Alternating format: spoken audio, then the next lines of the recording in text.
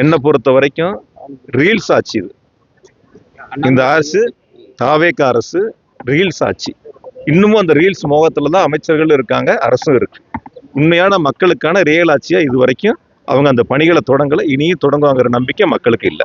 எந்தெந்த விஷயத்தெல்லாம் முன்னாடியே எடுத்தா கோவை மாவட்ட மக்களுக்கு பயனுள்ளதா இருக்கும் நீங்க?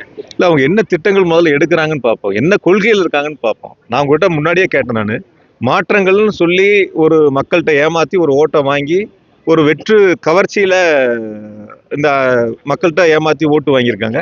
அவங்களுடைய கொள்கை என்ன, மாற்றம்னா என்னன்னு சொல்லுங்க. நான் உங்கள்கிட்ட கேட்டேன், அந்த மாற்றம்னா என்ன? கல்வியில மாற்றமா? கல்வியில தமிழ்நாடு இந்தியாவில் முதலிடம். மருத்துவத்துல மாற்றமா? மருத்துவத்திலேயே இந்தியாவில் தமிழ்நாடு முதலிடம். தொழில்துறையில மாற்றமா? தொழில்துறையிலே இந்தியாவிலேயே தமிழ்நாடு தான் இரட்டை இலக்க பொருளாதார வளர்ச்சி எட்டி இருக்கு. இது எல்லாம் உருவாக்குனது எங்களுடைய கழக தலைவர் முதலமைச்சராக இருந்து தமிழ்நாட்டை முதல் மாநிலமா உயர்த்தியிருக்காங்க. இப்போ மாற்றம்னா எதுல மாற்றம்? கல்வியில மாற்றமா? மருத்துவத்துல மாற்றமா? தொழில்துறையில மாற்றமா? வேற என்ன நிர்வாகத்துல மாற்றமா? என்ன மாற்றம்? கொஞ்ச நாள் போட்டு சார் பார்ப்போம் எவ்வளவு முதலீடுகள் இருக்கிறாங்க. அந்த ரீல்ஸ் மூலியமா எவ்வளவு முதலீடுகள் ஒப்பந்தங்கள் கையெழுத்தாகுது, எவ்வளவு பேருக்கு வேலை வாய்ப்புகள் வருது, எத்தனாயிரம் கோடி தமிழ்நாட்டில் கொண்டு வந்து முதலீடு செய்யறாங்கிறத அந்த ரீல்ஸ் மூலியமா எவ்வளவு வந்திருக்குன்னு பொறுத்திருந்து பார்ப்போம். நன்றி.